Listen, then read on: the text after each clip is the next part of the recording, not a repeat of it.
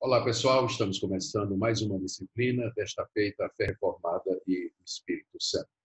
A aula de hoje será sobre o tema batismo com o Espírito Santo. Eu queria ver o surgimento histórico dessa questão, o que é que o termo significa, suas origens no Antigo Testamento, o cumprimento no Novo e suas implicações para o dia de hoje. Então, vamos lá.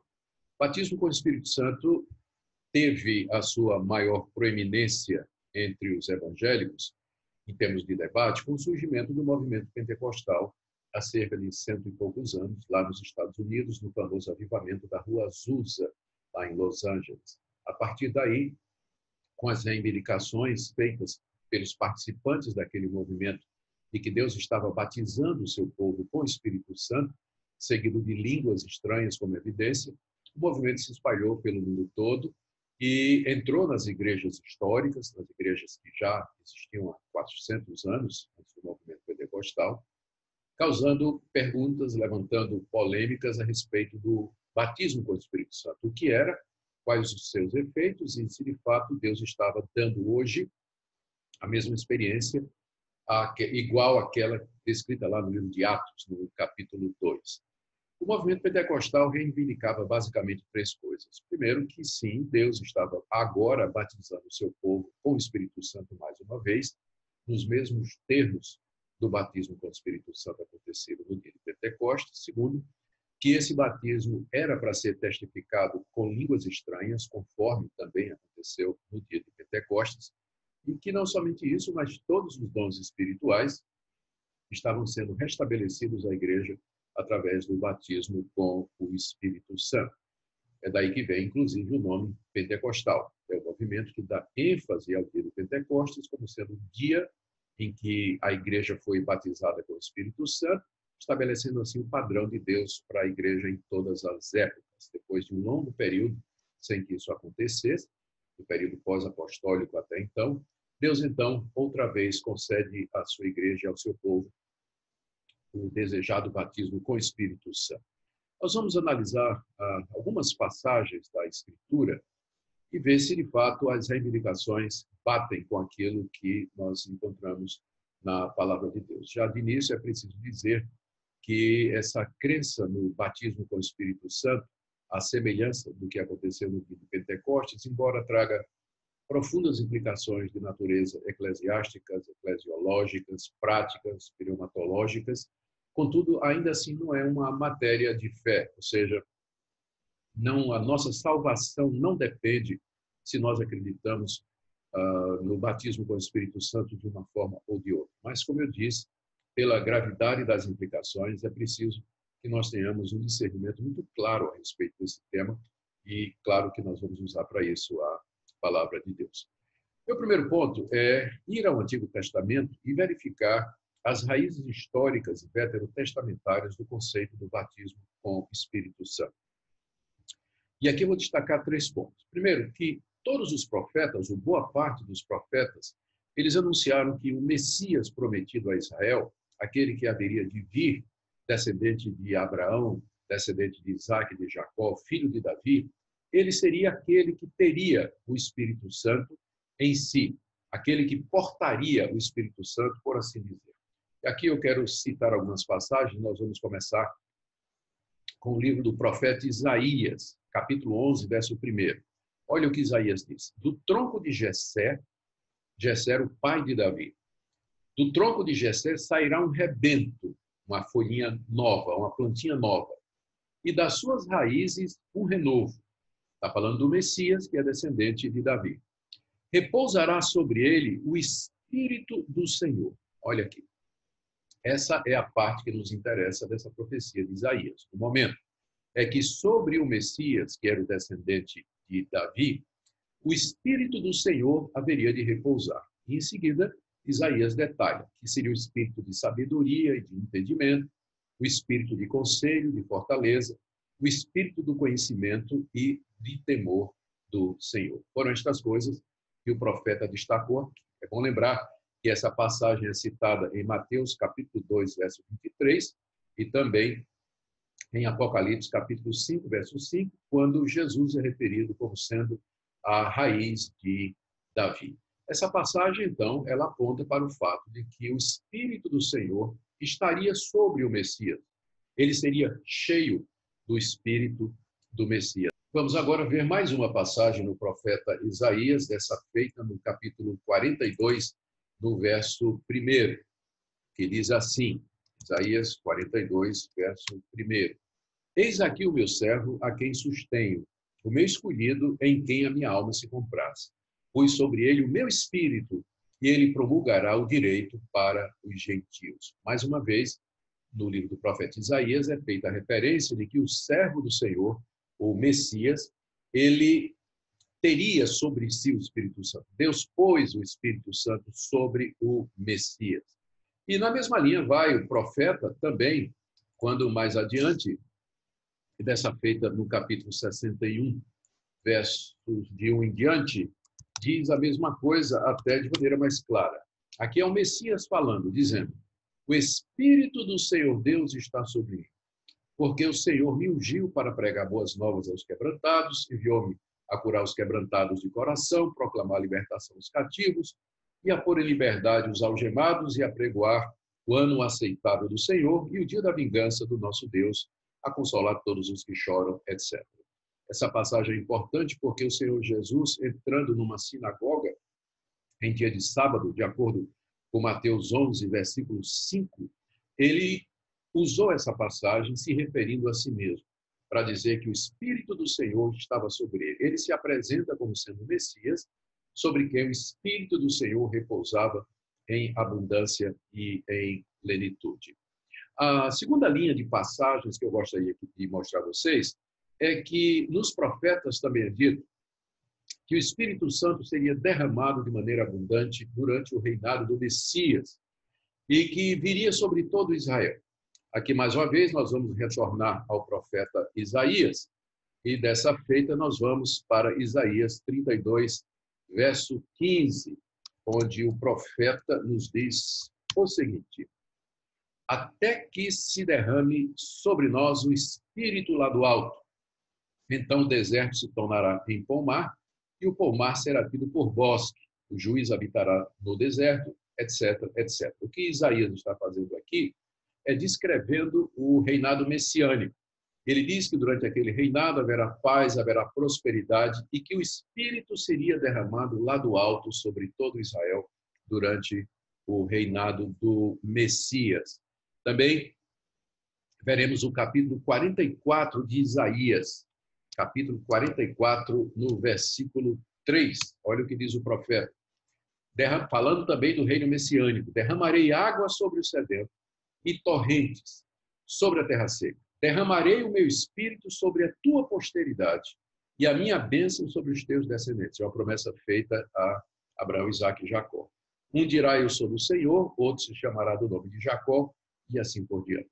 Então, mais uma vez, você tem aqui uma passagem onde é dito que o Espírito do Senhor seria derramado sobre a descendência de Abraão, sobre Israel, a partir do Messias, ou durante o reino messiânico, quando o Messias tivesse chegado, estivesse agindo, ministrando aqui na terra. Na mesma linha vai o profeta Ezequiel, e aqui nós vamos abrir no livro desse profeta, no verso 39, aliás, no capítulo 39, no verso 29.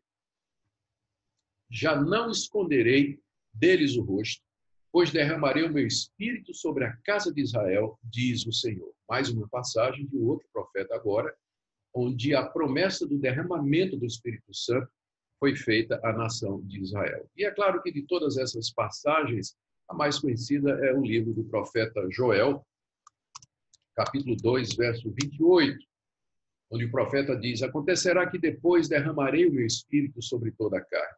Vossos filhos, vossas filhas profetizarão, vossos velhos sonharão, e vossos jovens terão visões. Até sobre os servos e sobre as servas derramarei o meu espírito naqueles dias. Mostrarei prodígios no céu e na terra, sangue, fogo e colunas de fumaça. O sol se converterá em trevas e a lua em sangue, antes que venha o grande e terrível dia do Senhor. E acontecerá que todo aquele que invocar o nome do Senhor será salvo.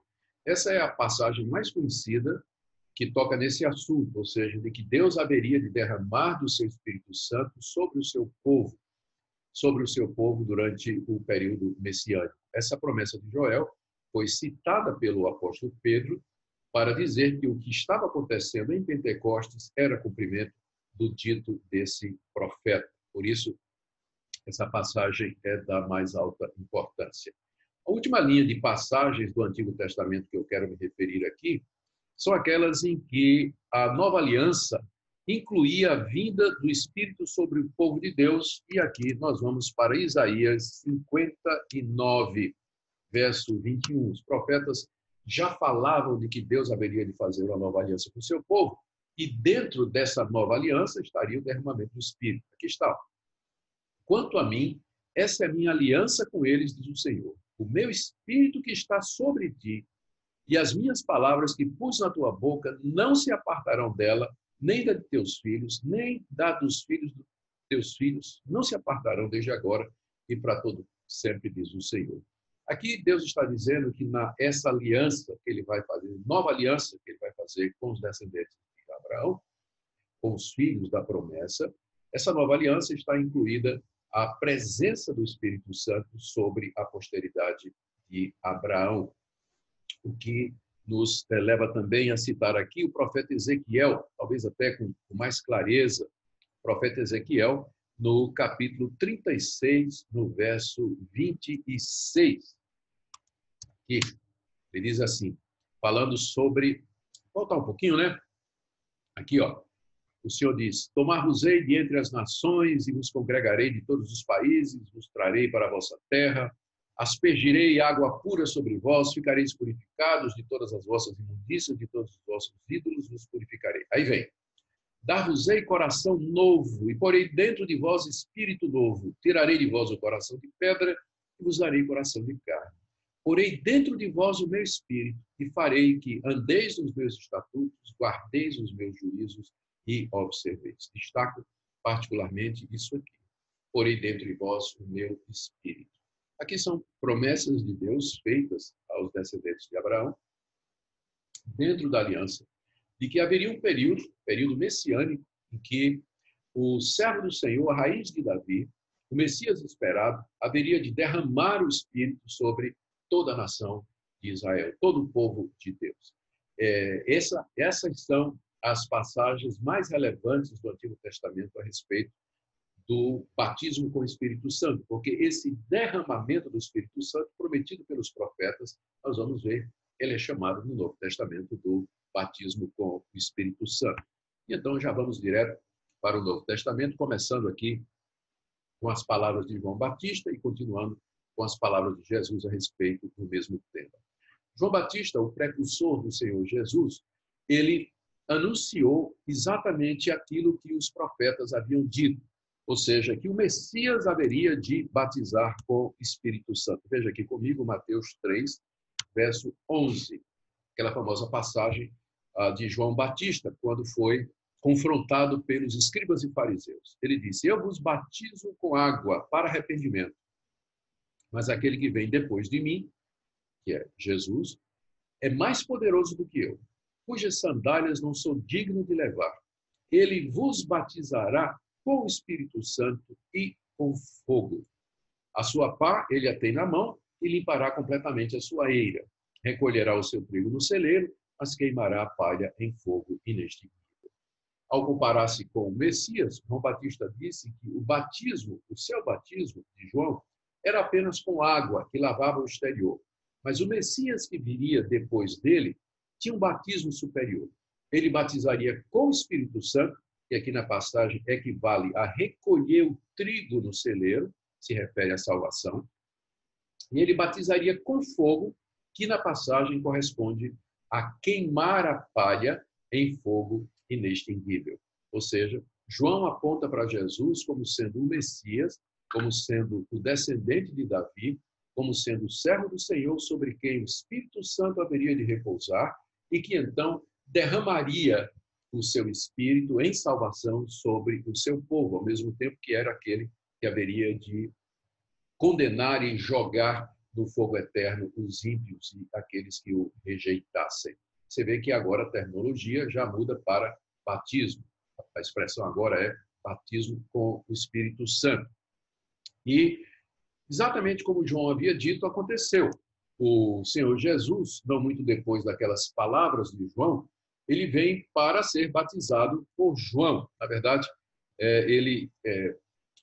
na mesma ocasião, né, o livro de Mateus já registra isso, logo depois João aparece, Jesus aparece lá na região onde João estava batizando, e diz o texto que depois de Jesus convencer João a fazer isso, que João não queria, então, finalmente, batizado Jesus, saiu logo da água. Eis que se lhe abriram os céus e viu o Espírito de Deus vindo sobre ele. Eis uma voz do céu que dizia: este é o meu filho amado em quem me comprazo. Aqui Mateus registra aquele momento em que o Espírito do Senhor vem sobre o Messias. Não é que Jesus não tinha o Espírito Santo antes. Ele foi gerado pelo Espírito Santo no ventre da Virgem Maria. Ele foi cheio do Espírito Santo a sua vida toda. Mas é que ali o Espírito Santo vinha na qualidade de capacitador para dar a Jesus as condições necessárias, o poder necessário para que ele iniciasse o seu ministério terreno de pregação da palavra, cura de doentes, expulsão de demônios, anunciar o reino de Deus e finalmente correr na cruz e ressuscitar de entre os mortos. O quadro agora está se completando. As promessas que os profetas haviam anunciado estão se cumprindo. O Messias vem, o Espírito Santo vem sobre ele, e agora a próxima etapa é quando o próprio Jesus promete que ele haveria de mandar esse Espírito Santo sobre os seus discípulos. Aqui nós vamos ver Lucas 24, no verso 49. Lucas 24, verso 49. O que é que temos aqui? Últimas palavras de Jesus aos discípulos, quando se encontra com eles antes de subir aos céus. Ele diz que os discípulos teriam que pregar o evangelho em todo lugar. Na versão de Lucas, vós sois testemunhas destas coisas. Também antes ele tinha dito que em seu nome se pregasse arrependimento para a remissão de pecados a todas as nações, começando de Jerusalém, mas ele diz: eis que envio sobre vós a promessa de meu Pai. Permanecei, pois, na cidade, até que do alto sejais revestidos de poder. A que Jesus estava se referindo quando ele disse aos discípulos: não saiam de Jerusalém, porque eu vou enviar a vocês a promessa do Pai. A promessa do Pai é a promessa do Espírito Santo. São aquelas promessas que Deus fez através dos profetas que nós lemos no início da nossa aula. Agora chegou o momento de serem cumpridas. Jesus é aquele que vai cumprir essas promessas, porque tendo recebido o Espírito Santo no dia do seu batismo, ele agora vai derramar esse mesmo Espírito sobre os seus discípulos. E o objetivo desse derramamento, que é o batismo com o Espírito Santo, é que do alto sejais revestidos de poder. Os discípulos necessitariam de poder, de capacitação, de autoridade, ousadia, certeza para o ministério que Jesus havia colocado diante deles, que era anunciar o perdão de pecados a todas as nações, começando de Jerusalém até os confins da terra. Nessa mesma direção, nós vamos ler também o que o Senhor Jesus disse aos discípulos, conforme registrado no livro de Atos, pelo mesmo Lucas, capítulo 1, verso 8, quando o Senhor Jesus disse: recebereis poder ao descer sobre vós o Espírito Santo, e sereis minhas testemunhas, tanto em Jerusalém, como em toda a Judéia e Samaria, até os confins da terra. É basicamente uma repetição das palavras que ele tinha dito no final de Lucas. Os discípulos seriam revestidos de poder. Eles receberiam o Espírito Santo na qualidade de capacitador, na qualidade daquele que lhes daria o poder e a autoridade necessárias para serem testemunhas até os confins da terra. Era isso, ou essa era a razão pela qual o Espírito Santo haveria de vir. Agora nós vamos pular mais um pouquinho para frente para ver o cumprimento dessa palavra do Senhor Jesus. Nós já vimos as promessas dos profetas acerca da vinda do Espírito Santo no reino messiânico. Já vimos como João Batista identifica Jesus como sendo aquele que batizaria com o Espírito Santo, conforme prometido. Vimos como o Espírito Santo desceu sobre Jesus no dia do seu batismo. E vimos também agora as promessas que Jesus fez de que mandaria aquilo que o Pai havia dito que faria, mandaria o Espírito Santo sobre o seu povo com autoridade e poder, para que eles pudessem cumprir a missão de evangelizar o mundo todo. Vou beber um pouquinho d'água aqui, não é? Para descansar um pouquinho a garganta. Muito bem. Vamos ver, então, agora o cumprimento da promessa de Jesus a respeito da chegada do Espírito Santo, e, naturalmente, eu estou falando do dia de Pentecostes. Vamos ver lá o relato que nós encontramos no capítulo 2 do livro de Atos. Atos, capítulo 2. Ao cumprir-se o dia de Pentecostes, estavam todos reunidos no mesmo lugar. E, de repente, veio do céu um som como de um vento impetuoso, encheu toda a casa onde estavam sentados. E apareceram distribuídas entre eles línguas como de fogo, e pousou uma sobre cada um deles. Todos ficaram cheios do Espírito Santo e passaram a falar em outras línguas, segundo o Espírito lhes concedia que falassem. O que nós temos aqui é o registro do cumprimento da chegada do Espírito prometido, do envio do Espírito Santo mediante o Senhor Jesus Cristo. E os discípulos estavam todos reunidos, estavam no cenáculo, eles estavam em oração, em espera da promessa, quando, de repente, o Espírito veio sobre eles, trazendo estes sinais. E foi o som de um vento impetuoso, línguas como de fogo sobre a cabeça de cada um deles.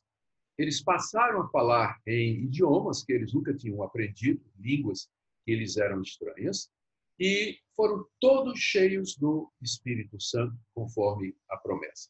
Ali é o momento em que os discípulos são batizados com o Espírito Santo, e para comprovar aquele momento, para autenticar aquele momento, esses sinais foram dados. As línguas, as labaredas de fogo e o som como de um vento impetuoso. Mais adiante, na próxima aula, nós iremos tratar exatamente da natureza dessas línguas. Por que elas foram dadas, bem como os outros sinais. O que nos interessa nessa aula é apenas o fato de que Pentecostes é o cumprimento da promessa da chegada do Espírito Santo. É o batismo com o Espírito Santo da igreja reunida ali naquele dia, naquele festival que celebrava Pentecostes lá em Jerusalém. Muito bem. É importante notar que no sermão de Pedro, que foi anunciado, foi pregado logo em seguida, Pedro diz que aquilo que acabou de acontecer, chegada do Espírito Santo sobre os discípulos, na verdade eram 120 irmãos, mais os 12 apóstolos, nessa altura Judas já tinha sido substituído por Matias, que aquilo era o cumprimento da promessa do que havia sido feita pelo profeta Joel. Aqui, vamos voltar aqui, descer um pouquinho aqui no livro de Atos, e temos, então, o discurso de Pedro. Se levantou Pedro com os 11, erguendo a voz, advertiu-os nesses termos: varões judeus e todos os habitantes de Jerusalém, tomai conhecimento disso e atentai nas minhas palavras. Estes homens não estão embriagados, como vim dispensando, sendo essa a terceira hora do dia. Mas isso que ocorre é o que foi dito por intermédio do profeta Joel.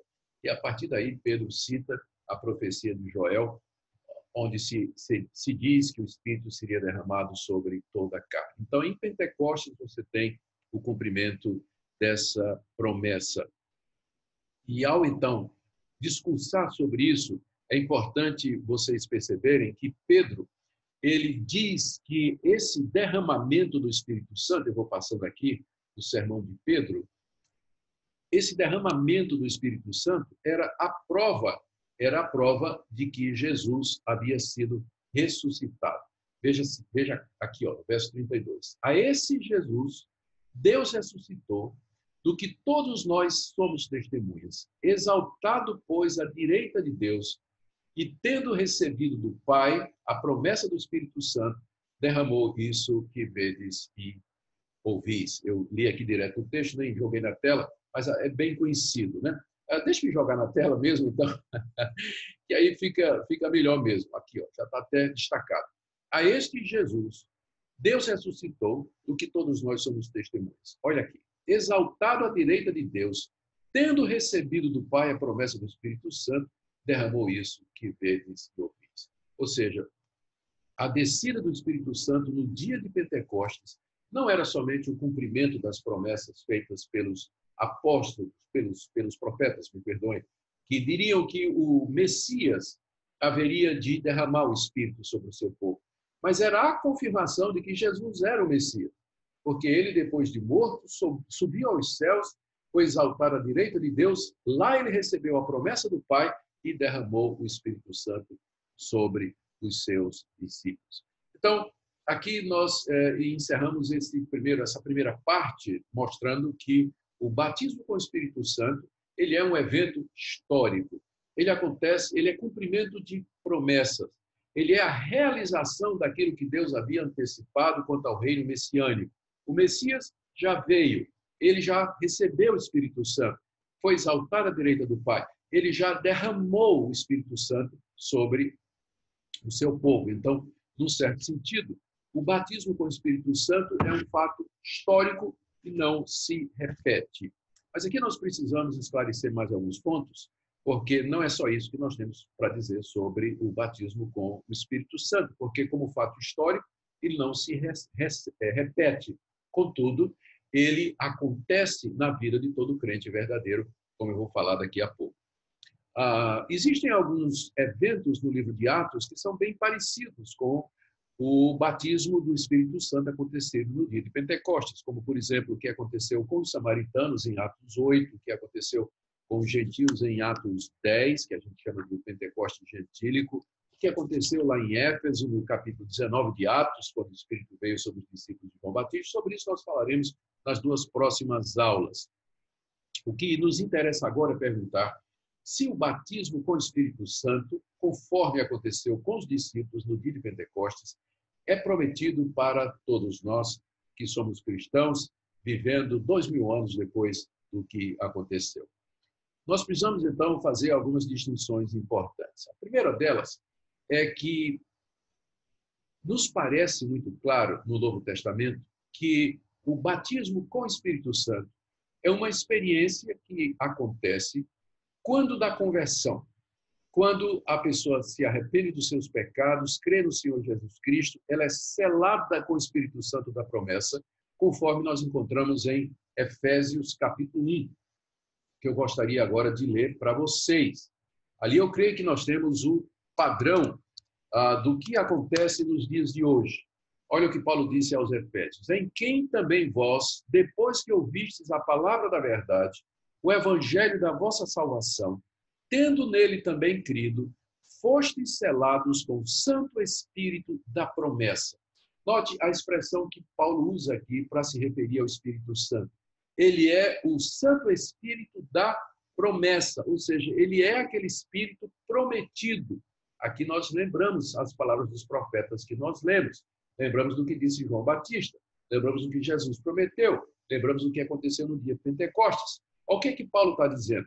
Depois que nós cremos, depois que nós ouvimos a palavra do Evangelho, depois que nós cremos, nós somos selados com o Santo Espírito da promessa. Ou seja, o Espírito prometido, ele nos é dado por ocasião da conversão, quando a gente ouve a palavra de Deus e quando a gente crê nessa palavra.